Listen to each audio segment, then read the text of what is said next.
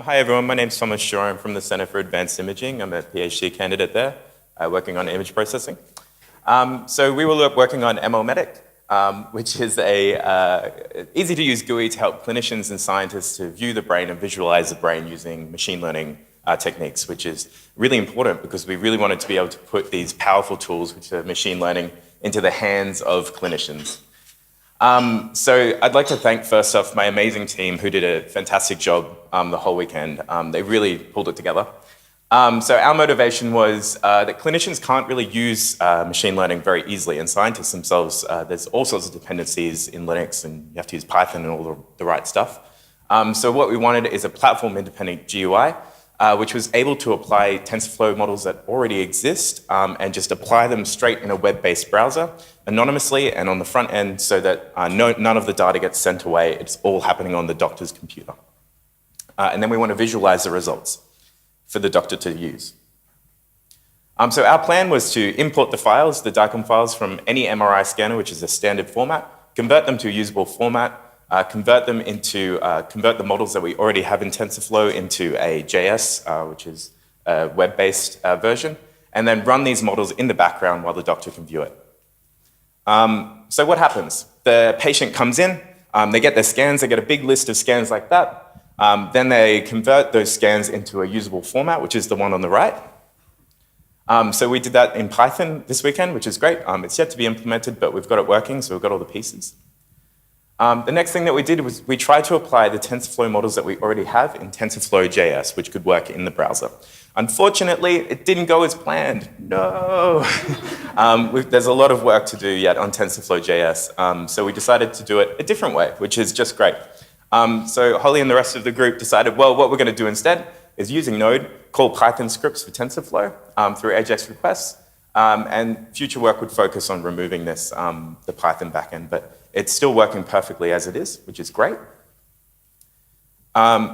So the next thing that we did is we already had this really cool Papaya viewer, which you can see here actually, which was all in Java natively already.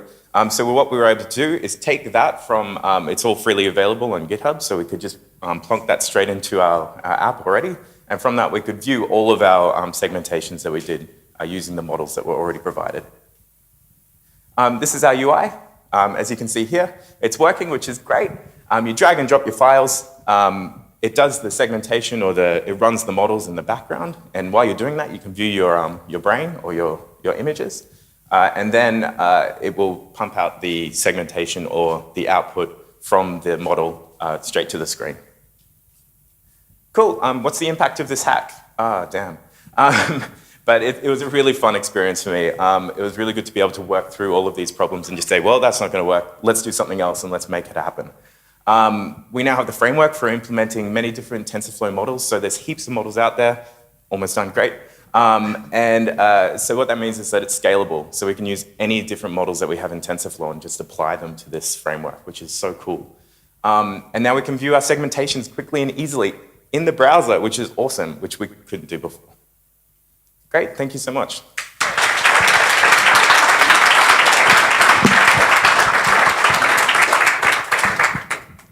Well done. I love all that stuff, and I can see that you had Carl from Maxwell on that team. Yeah.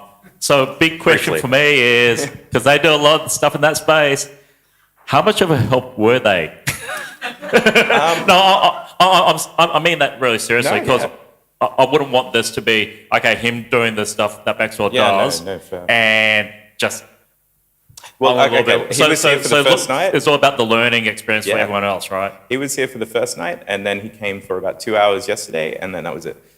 He was great for formulating ideas, but at the end of the day, it was all of our team, so they didn't provide any other input from their stuff, which was great. We didn't sell our souls.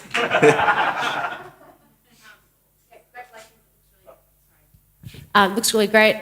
So run me through the doctor's experience. You've got these untrained doctors training machine learning algorithms is the plan. So they don't need to know technically what to do. So they're not looking at scans and then making some judgments on the judgments of the models? It's just a tool. It's so if I have a scan like this, and it would just be a tool for diagnosis or for aiding. So a lot of the time, doctors will come along, there'll be a tumor somewhere, and what they'll do is with a mouse, they'll go around and trace the size of it. This would take out a lot of the manual intervention stuff, the manual work, so that they can focus on patient care. But they can't intervene on it in order to train it? Not to train the model, no. Or to indicate that it's got it wrong? No, it's just a tool. But would that be something that would be useful, though? Surely Yeah, you want definitely. to capitalise? Okay. Yeah, I think if we could use the data, but we don't want to use any patient data. That was part of the deal. We just want to keep it as anonymous. You mean for the hack? Or for No, general? in general. We want it to all be, if it's patient data, we don't want it to go anywhere. We want it to just be run on the doctor's computer or the scientist's computer. Yeah, thanks. Just in terms of, would it actually be on the doctor's computer if it's patient data, or would it be Wherever like it's on run. Queensland Health or something? Yeah, if there's a scanner that's right next to the MRI scanner, we could just run it on the browser there, which is what's so cool about it, I think. Yeah. Great. Thank you.